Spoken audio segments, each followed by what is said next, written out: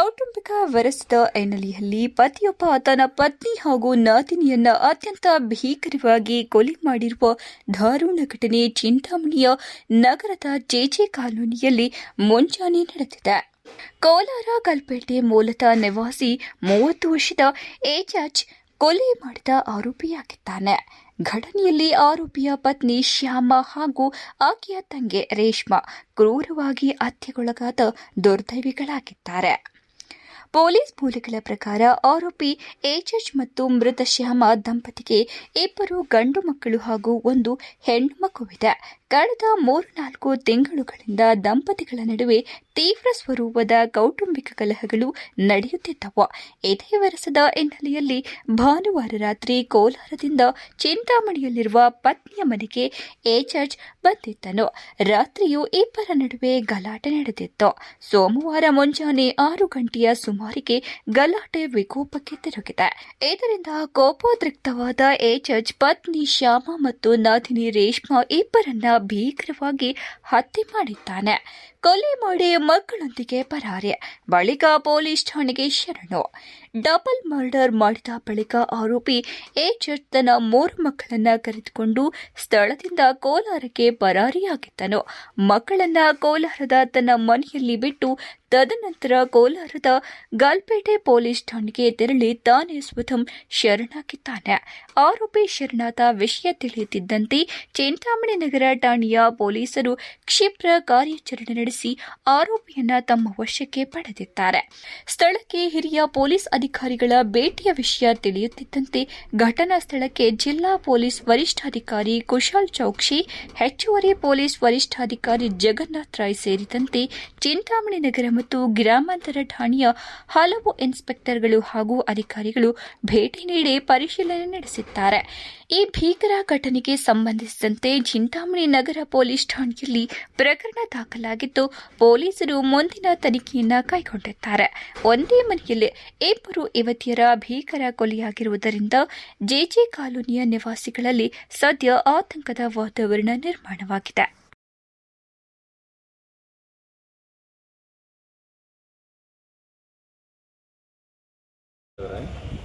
ಶಮ್ಮ ಮತ್ತು ರೇಷ್ಮಾವನ್ನು ಏಜಾಜ್ ಖಾನ್ ಅನ್ನೋವನ್ನು ಕೊಲೆ ಮಾಡೋದು ಅಂತ ಗೊತ್ತಾಗಿದೆ.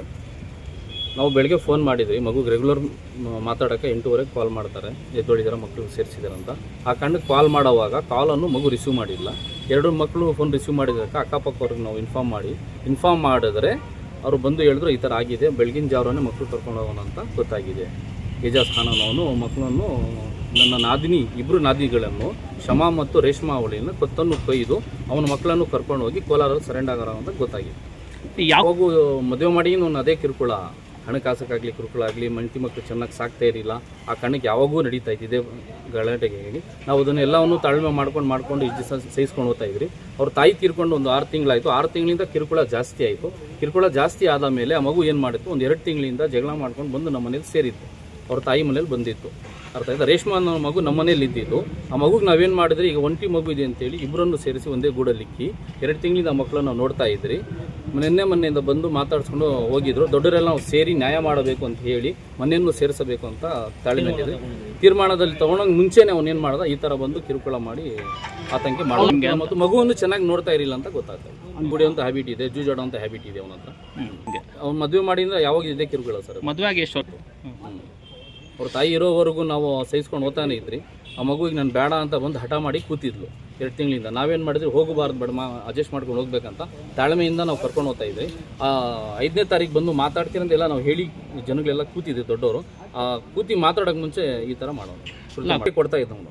ಐತೆ ಅದು ಏನಂತ ಹೇಳ್ತಾ ಇದ್ದು, ಕೊಯ್ದಾಕ್ತೀನಿ ಹಂಗಿಂಗಂತ ಬೈತಾ ಇತ್ತು. ನಿಮ್ಗೆ ವಿಚಾರದಾಗ ಹೇಳ್ತಾ ಇತ್ತು ನಮ್ಗೆ, ಅವ್ನು ಬಿಡಮ್ಮ ಯಾವಾಗಂತ ನಾವು ಬಂದು ಮಾತಾಡೋಣ ದೊಡ್ಡವ್ರು ಅಂತ ಹೇಳಿ ನಾವು ಹೇಳಿ ಅದನ್ನು ಶಾಂತಿ ಮಾಡ್ತಾಯಿದ್ರಿ. ಈ ಥರ ಆಗಿದೆ. ಅವ್ರು ಹುಟ್ಟಿಯಿಂದ ಚಿಂತಾಮಣಿ ಇದ್ದಿದ್ದು, ಅವ್ನು ಮದುವೆ ಮಾಡಿಕೊಟ್ಟಿದ್ದು ಅವ್ರಿಗೆ ಕೋಲಾರಕ್ಕೆ. ಆ ಮಗುನು ಕೋಲಾರಲ್ಲಿತ್ತು. ಜಗಳ ಆದ ಮೇಲೆ ಮಗು ಚಿಂತಾಮಣಿಗೆ ಅವ್ರ ತಾಯಿ ಮನೆಗೆ ಬಂದು ಸೇರಿ. ಯಾವಾಗಲೂ ಗಲಾಟೆ ಇತ್ತು ಅವ್ರದ್ದು. ವಾರದಿಂದ 2 ಸಲ ಎಲ್ಲ ವಿನ್ಸಾಫ್ ಎಲ್ಲ ಆಗೋಗೈತೆ ಸರ್. ಮೊನ್ನೆ ಬಂದಿತ್ತ ಬಾ ಅಂತ, ಅವಳು ಹೋಗಿಲ್ಲ. ಮತ್ತೆ ಇನ್ನೊಂದು ಚಾನ್ಸ್ ಕೊಡು, ನಾವೆಲ್ಲ ಇದ್ದೀವಿ, ಏನೋ ಒಂದು ಇದು ಮಾಡ್ತೀವಿ ಅಂತ ಹೇಳಿದ್ರು. ಅವಳು ನಾನು ಹೋಗಲ್ಲ, ನನಗೆ ಅವನು ಇದು ಕುಡ್ಕೊಂಡು ಏನು ಹಾಕಲ್ಲ, ಮಕ್ಳಿಗೂ ಬಟ್ಟೆನೂ ತೊಗೊಳ್ಳಲ್ಲ, ಕಾಸು ಕೊಡಲ್ಲ, ಕುಡ್ಕೊಂಡು ಬಂದು ಯಾವಾಗಲೂ ಇದು ಮಾಡ್ತಾನೆ. ಅವ್ನು ಚಾಕ್ರಿ ಮಾಡಬೇಕಷ್ಟೇ, ನನಗೆ ಜೀವನ ಇದು ಮಾಡ್ತಾ ಇಲ್ಲ ಅಂತ ಹೇಳಿದ್ರು. ಮೊನ್ನೆ ಮಾತಾಡೋಕ್ಕೆ ಬಂದಿದ್ದಂತೆ. ಬಾ ಅವರೆಲ್ಲ ಏನೋ ಎದಕ್ಕೆ ಇನ್ನೊಂದು ಚಾನ್ಸ್ ನಾನೆಲ್ಲ ಹಾಕ್ಕೊಂಡು ಚೆನ್ನಾಗಿ ನೋಡ್ಕೊತೀನಿ ಬಾ ಅಂದ್ರಂತೆ. ಇವಳು ಹೋಗಿಲ್ಲ ಅಂತ ನಿನ್ನೆ ಬಂದು ಹಿಂಗೆ ಮಾಡಿಬಿಟ್ಟಿರೋದು. ಮದುವೆ ಮಾಡಿಂದಾನೆ ಯಾವಾಗಲೂ ಗಲಾಟೆ. ನಾವು ಅದಕ್ಕೂ ಕೇಳಿ ಒಂದು ಚಾನ್ಸ್ ಅಂತ ಯಾವಾಗಲೂ ಹೋಗಿ ಅವ್ರಿಗೆ ಇದು ಮಾಡಿ ಹೆಂಡ್ತಿನೂ ದೂರ ಮಾಡಬಾರ್ದು ಅಂತ ನಾವು ಚಾನ್ಸ್ ಕೊಟ್ಟು ಹೋಗಿ ಕರ್ಕೊಂಡೋಗಿ ಬಿಟ್ಟು ಬರ್ತಾ ಇದ್ದೆ. ಕೋಲಾರಲ್ಲಿ ಇಲ್ಲಿ ಜಾಸ್ತಿ ಆಗೋಯ್ತು ಕಂಪ್ಲೇಂಟು, ಕೋಲಾರಲ್ಲಿ ಜಾಸ್ತಿ ಆಗೋಯ್ತು ಕಂಪ್ಲೇಂಟು. ಮೊನ್ನೆನೂ ಒಂದು ಕಂಪ್ಲೇಂಟು ಅವರು ಹೇಳಿದ್ರು, ಹಂಗೆ ಇದು ಮಾಡಬೇಡಮ್ಮ, ಇನ್ನೊಂದು ಚಾನ್ಸ್ ತೊಗಿ, ನಾವೆಲ್ಲ ಇದು ಮಾಡಿ. ಅವ್ರು ಕೇಳಿಲ್ಲ. ಇಲ್ಲಾಂದ್ರೆ ನಾನು ಎಲ್ಲ ಹೊರಟೋಗ್ತೀನಿ, ಇಲ್ಲಾಂದ್ರೆ ಮಕ್ಕಳಿಗೂ ಸಾಯ್ಬಿಡ್ತೀನಿ, ನಾನು ಸಾಯ್ಬಿಡ್ತೀನಿ. ಅವ್ನು ಮಾತ್ರ ಬೇಡ, ಅವನೆಲ್ಲ ಯಾವಾಗಲೂ ನನಗೆ ಸಾಕುನೇ ಎತ್ಕೊತಾನೆ, ಆಗ್ಬಿಡ್ತೀನಿ ಅಂತಾನೆ ಅಂತ ಹೇಳ್ತಾ ಇದ್ರು ಸರ್. ಹಂಗೆ ಹೇಳ್ತಾ ಇದ್ರು, ನಂಗೆ ಅಪ್ಪ ಬೇಡ ಅಂತ ಹೇಳ್ತಾ ಇದ್ರು. ಏನಾದರೂ ನಿಮಗೆ ಹೆಂಗ್ಸ್ಗೆ ಹೇಳ್ತಾ ಇದ್ರಂತೆ, ನಿಮ್ಮ ಮಕ್ಕಳಿಗೆಲ್ಲ ಆಗ್ಬಿಡ್ತೀನಿ, ಅವ್ರಿದ್ದಾರೆ ಅಲ್ಲ ಅಂತ ನೀವು ಇದು ಮಾಡ್ತಾ ಇರೋದು, ಅವರು ಬೇಡ ನೀವು ಇದು ಬೇಡ, ಆಗ್ಬಿಟ್ಟು ನಾನೇ ಜೈಲಿಗೆ ಹೊರಟೋಗ್ತೀನಿ ಅಂತ ಅವ್ನು ಹೇಳ್ತಾ ಇದ್ದಂತೆ. ಅವ್ರಿಗೆ 8 ವರ್ಷ ಆಗುತ್ತೆ. ಮದುವೆ ಆಗಿದೆ. ಇಲ್ಲಿಂದ ಕೋಲಾರಕ್ಕೆ ಮದುವೆ ಆಗಿದ್ದೀನಿ. ಮದುವೆ ಆಗಬೇಕು ಅಂತ ನನಗೆ ಆಗ್ತಾ ಇದ್ರು. ಲೈಫೇ ಚೆನ್ನಾಗಿಲ್ಲ, ಅದಕ್ಕೂ ನಾವು ಮಗ ನೋಡಿ ಹೋಗ್ತಾ ಇದ್ದಿದ್ದು ಅವಳು. ಇವಾಗ ಅಮ್ಮ ಇಲ್ಲ ಅಂತ ನಾನು ಹೋಗಲ್ಲ, ನಮ್ಗೆ ಯಾರು ಬೇಡ, ಅವನು ನಾನೇ ಜೀವನ ಮಾಡ್ಕೊಂಡು ಮಕ್ಕಳಿಗೆ ಸಾಕೊಂತ ಇದೀನಿ ಅಂತ ಹೇಳ್ತಾ ಇದ್ದೆ. ಮಾಡೋಣ. ಎಲ್ಲರಿಗೂ ನಮಸ್ಕಾರ. ಇವತ್ತು ನಮ್ಮ Chikkaballapur district Chintamani town JJ ಕಾಲೋನಿಯಲ್ಲಿ ಒಂದು ಡಬಲ್ ಮರ್ಡರ್ ಕೇಸ್ ರಿಪೋರ್ಟ್ ಆಗಿದೆ ಅರ್ಲಿ ಮಾರ್ನಿಂಗ್.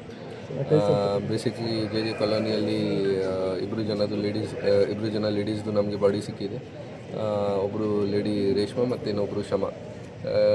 ಈ ಮರ್ಡರ್ದು ಆರೋಪಿ ಅವರ ಹಸ್ಬೆಂಡ್, ಶಮಾದು ಹಸ್ಬೆಂಡ್ ಇದ್ದಾರೆ.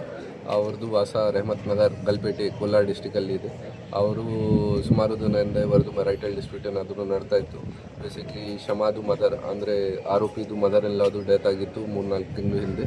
ಆಮೇಲೆಯಿಂದ ಶಮ 3 ಜನ ಮಕ್ಕಳಿಗೆ ಕರ್ಕೊಂಡೋಗಿ ಎಲ್ಲಿ ವಾಸ ಇದ್ದರು ಅವ್ರದ್ದು JJ ಕಾಲೋನಿಯಲ್ಲಿ ವಾಪಸ್ ಹೋಗ್ತಾ ಇರಲಿಲ್ಲ. ಈ ಕಾರಣ ಬಗ್ಗೆ ಸುಮಾರು ದಿನದಿಂದ ಅವರದು ಗಲಾಟೆ ನಡ್ತಾ ಇತ್ತು. ಸೊ ಇವರು ಆರೋಪಿ ಇವತ್ತು ಬೆಳಿಗ್ಗೆ ಅರ್ಲಿ ಮಾರ್ನಿಂಗ್ ಗಲ್ಪೇಟೆಯಿಂದ ಬೈಕಲ್ಲಿ ಬಂದು ಇಲ್ಲಿ ಬಂದಿದ್ದಾರೆ ಮನೆಗೆ. ಆಮೇಲೆ